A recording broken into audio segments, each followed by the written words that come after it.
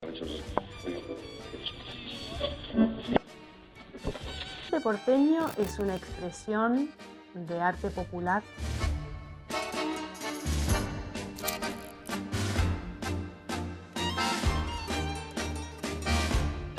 el fileteador lo que hace es inspirarse en lo que era el arte decorativo de principio de siglo, mirando las fachadas de los teatros.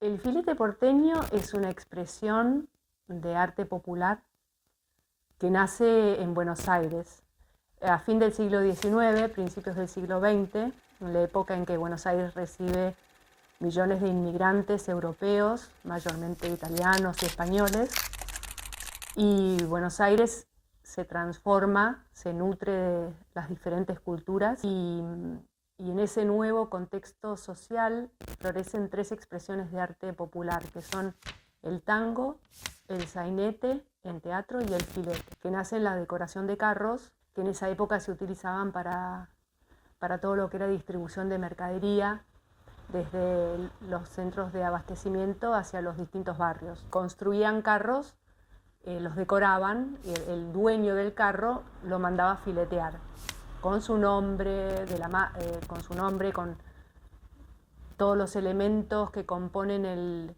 lo que nosotros llamamos filete porteño. Es como tiene un montón de elementos que tienen que ver con el arte decorativo de principio de siglo. El fileteador lo que hace es inspirarse en lo que era el arte decorativo de principio de siglo, mirando las fachadas de los teatros, la herrería, esas hojas de acanto que forman parte del acervo cultural de hace montones de años, desde las columnas de los corintios, en el Renacimiento, el Barroco. Esos elementos son los mismos que ves en un montón de lugares, que el fileteador los pintaba en 3 dimensiones para darle volumen y para decorar su carrito.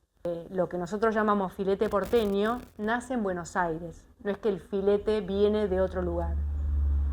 Los elementos que componen el filete porteño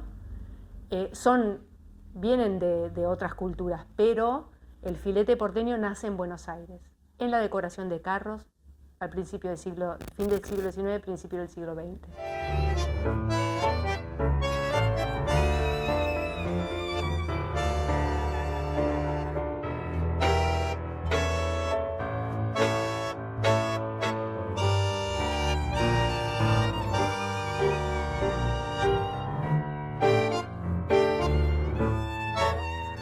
La decoración de vehículos existe en todos lados del mundo, es como que está en la naturaleza del hombre ese deseo, ¿no?, de expresarse y de decorar su vehículo, y que fue una construcción paulatina. Después se rellenaba los cuadros con las decoraciones que terminan siendo esta construcción determinada, que el panel de carro. Se realiza un espúlvero. El espúlvero es una técnica muy antigua, que es el dibujo, todo el dibujo se perfora con un punzón y se traspasa a la superficie con una muñeca, que es una bolsita de tela que tiene adentro tiza molida. Entonces se golpea y a través de los orificios queda toda la línea en tiza. Y después cuando vos lo pintás se arrastra la tiza y listo. Y eso permitía que se repitiera el mismo diseño en cada panel de carro. Por eso hay una manera, se realizaba el espúlvero para repetirlo en cada panel de carro. Los elementos son la hoja de acanto, los tríos de flores, los pajaritos, después las cintas de la nacionalidad. Muchas veces se entrelazaba la de España y Argentina, Italia y Argentina. Y después las famosas frases, que Borges las llamó los costados sentenciosos, cuando aparecían estos vehículos con el mejor de Avellaneda, las frases que también eran elegidas por los dueños del vehículo y fileteadas por el fileteador, eran esas frases que un poco reflejaban el espíritu de la época, Algunas son hoy estarían canceladas porque había muchas frases machistas. Toda esta, digamos, esta construcción entre el dueño del vehículo y el fileteador permitió que se reflejara un sentir de una sociedad y que después perdurara en el tiempo, porque siempre nos ha devuelto una imagen que habla de nosotros, ¿no? Tiene que ver con nuestra identidad.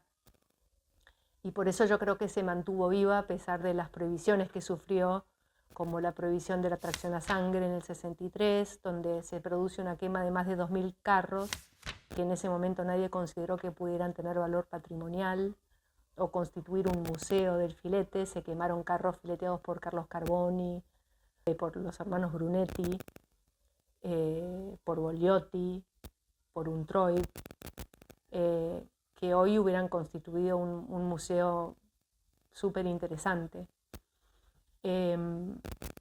Gracias a Esther Barugel y Nicolás Rubió, que fueron un matrimonio de artistas, ella una escultora argentina, él un cineasta, artista plástico vasco-francés. Ellos fueron los primeros en mirar al filete de una manera diferente. Realizan una investigación sobre el filete porteño, porque cuando ellos querían averiguar veían que no había ningún registro ni histórico ni fotográfico y les parecía que era sumamente interesante y atractivo y les llamaba la atención que los ciudadanos que fuera invisible a los ojos de los porteños, ¿no? Y entonces cuando empiezan a investigar se encuentran con unos personajes, con unos fileteadores ya muy grandes que sabían un montón de cosas sobre el filete y sobre el origen del filete, o por lo menos tenían testimonios para brindar, para rescatar del olvido, y empiezan esta investigación y deciden realizar una muestra de arte de filete porteño en una galería de arte, como sacar al filete de la calle y ponerla en otro lugar para que nos obligara a mirarlo como lo que era. 14 de septiembre de 1970 se inaugura la muestra de filete porteño, que a partir de ahí ese es el Día del Fileteador. Y la muestra tiene mucho éxito, tiene el apoyo de la prensa, tiene el apoyo del público, y los maestros fileteadores que ya eran muy grandes, tipo Carlos Carboni, León Untroy, los hermanos Enrique y Martiniano Arce, eran jóvenes en esa época, tuvieron su merecido reconocimiento, fueron invitados a la radio, a la televisión, y ahí hubo como una bisagra. Por lo menos a partir de ahí se rescata del olvido la historia del filete. Esa muestra fue donada al Museo de la Ciudad. Por ley se decidió que hubiera una muestra permanente de filete porteño, cosa que no se ha cumplido porque muchos años estuvo guardada esa muestra. Pero bueno, digamos que hay un montón de acciones todavía para hacer para preservar el filete. El gran aporte también que hicieron Esther Barugel y Nicolás Rubió es que con el Fondo Nacional de las Artes publicaron este libro que se llamó Los Maestros Fileteadores de Buenos Aires, donde cuentan toda la aventura de su investigación y están los testimonios y las entrevistas que le hicieron a los maestros fileteadores que participaron de la muestra y rescataron, digamos, del olvido la historia y el origen del filete. Y hay un gran registro fotográfico y esto es lo que permitió que las nuevas generaciones de personas que incursionan en el filete porteño tienen la posibilidad de, leyendo este libro, de tomar conciencia del valor patrimonial que tiene esta expresión artística, como me pasó a mí, que cuando empecé a filetear y leí este libro dije, wow, me permitió sentirme parte de algo que me trascendía como individuo, que era el filete porteño en sí, ¿no? El filete en sus orígenes era una técnica que se transmitía de maestro a discípulo. Era exclusivamente de varones porque se realizaba dentro de las carrocerías, un ámbito que excluía a las mujeres. Y durante muchos años, cuando abundaba el trabajo, bueno, se transmitía la técnica y habían siempre muchos fileteadores. Pero empieza a mermar el trabajo después, cuando también se prohíbe el fileteado en colectivos, porque también se decoraban los camiones muchísimos. Si vos ibas al abasto en pleno horario del mercado, veías un desfile de camiones, uno más hermoso que el otro, estacionados. Cuando se prohíbe el fileteado en colectivos y cuando ya los maestros fileteadores eran grandes, esto fue en el 75, en la época en que se cambia el parque automotor, se prohíbe por ley, por contaminación visual, pero un poco tiene que ver con que había que sacar de circulación estos colectivos viejos, trompudos, que eran, en esa época, digamos, el dueño del vehículo decoraba su colectivo y trabajaba para una línea, y pasa a ser las flotas de colectivos que trabajaban para, eran empresas que tenían la línea directamente. Y bueno, en todas esas movidas aparece la prohibición también como para fomentar el cambio, ¿no? Y bueno, en esa época, aparte, todo lo que eran manifestaciones populares eran repudiadas, así que todo formó parte de ese combo, de esas decisiones políticas que por ahí terminan haciendo peligrar las expresiones culturales.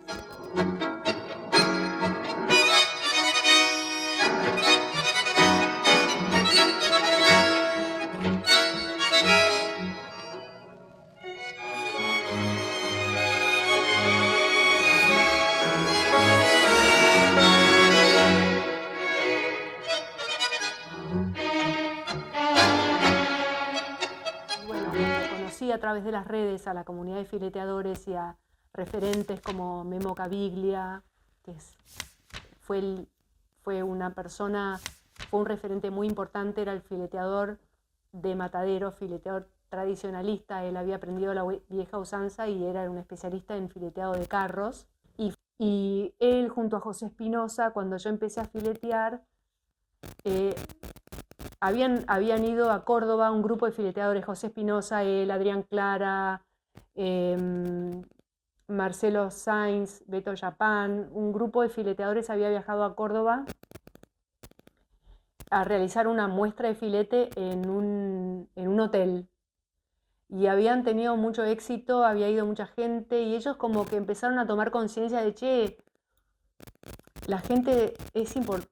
Empecemos a hacer cosas para difundir, para que crezca el filete, como que era un momento de la historia del filete donde los hacedores del oficio empezaban como a tomar conciencia de grupo y conciencia del valor patrimonial y de lo importante que era que se generaran acciones para preservarlo. En esa época yo conozco por casualidad, en una nota que nos hicieron en Canal 7, a Memo, y se iban a reunir a la semana siguiente en un asado, en el taller de Memo, en Mataderos. Me invitan, y ahí fue Disneylandia, porque fue conocer a un montón de fileteadores y fileteadoras que conocí a través de las redes. Fue en esa época que se empezaba a gestar ese deseo te decía, de generar acciones para preservar el filete. En esa época le proponen a Memo Caviglia reinaugurar el Cine El Plata de Mataderos, con una muestra individual. Y Memo dijo, no, es el momento de hacer un encuentro de fileteadores. Entonces organizamos entre todos el primer encuentro de fileteadores, cuyo espíritu era compartir pared, maestros y discípulos. Invitar a toda la comunidad de fileteadores, donde entré yo como discípula y pude exponer junto a maestros y referentes. Y bueno, fue una fiesta y una bisagra para la historia del filete, porque en ese primer encuentro se gesta la idea de armar una asociación de fileteadores, de la cual tengo el honor de ser socia fundadora, junto con unos 20 y pico de fileteadores que iniciamos el proyecto. Y a partir de ese año, todos los años, la Asociación de Fileteadores organiza el encuentro anual de fileteadores en el mes de septiembre, conmemorando el Día del Fileteador. Durante 10 años yo formé parte de la comisión en distintos roles, y después de 10 años, bueno, decidí renunciar justamente porque son muchas las horas que le tenés que entregar a la gestión que las quitas de tu trabajo, ¿no? Al poco tiempo que arranca la asociación, nos convocan de la Secretaría de Patrimonio y Casco Histórico de la ciudad a la asociación para trabajar en colaboración con ellos, porque se había presentado el filete porteño frente a la UNESCO para que sea declarado Patrimonio Cultural Inmaterial de la Humanidad. Y bueno, la asociación trabajó en conjunto para todo lo que fue la presentación frente a la UNESCO, que fue un trabajo enorme, para lo cual se habían contratado a 4 sociólogas, antropólogas, especialistas que trabajaron con nosotros. Había que pensarnos, repensarnos, había que pensar el oficio, había que definir qué era filete porteño, definir cuáles eran las herramientas, cuál era la comunidad, quién consumía filete, hacer un inventario. Todos trabajos que no se habían realizado nunca desde patrimonio, digamos. Se hizo para la UNESCO y bueno, se logró la declaratoria. Nos empezamos a hacer entrevistas entre nosotros para generar los contenidos necesarios para que la UNESCO decidiera que era un patrimonio de la humanidad. Y así fue que el 1 de diciembre de 2015 se realizó una gran celebración en el Obelisco con murgas, orquesta de tango, fileteado en vivo, camiones, colectivos fileteados, una muestra de obras del patrimonio, del museo y obras contemporáneas de fileteado. Y fue realmente un momento histórico. Que más pasa el tiempo y más tomo conciencia del privilegio y del privilegio que fue vivirlo, ¿no? En primera persona, compartirlo con la comunidad. Y bueno, y cada año realizamos encuentros que reunieron a más de 100 fileteadores que enviaban sus obras de distintas provincias, porque hoy podríamos decir que el filete porteño es porteño porque le decimos filete porteño porque nace en Buenos Aires, en el puerto, digamos, pero es un arte argentino, digamos. Nos propusieron hacer una muestra de filete porteño en China y con la embajada de Argentina allá se enviaron 63 obras y se inauguró en Pekín y en Shanghái esta muestra de fileteado, que fue un éxito. Esto fue junto con gestión de proyectos culturales, que eran Pablo Feldman y Nadia Hutnik, que organizaron esta movida increíble con el Instituto Cervantes de Pekín. Y bueno, también fue un logro muy importante de la asociación, gracias a ellos.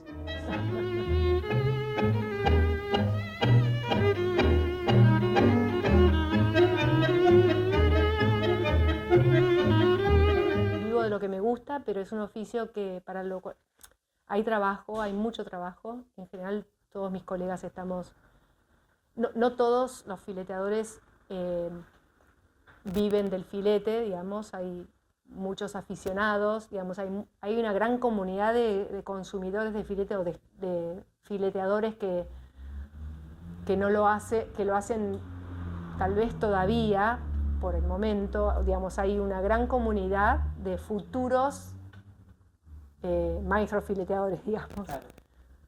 Pero no peligra el filete porteño en estos momentos. Se ha ido adaptando a las distintas épocas. Hoy hay gente que utiliza lo digital para hacer filete.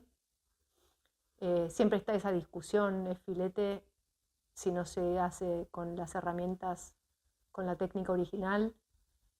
Pero bueno,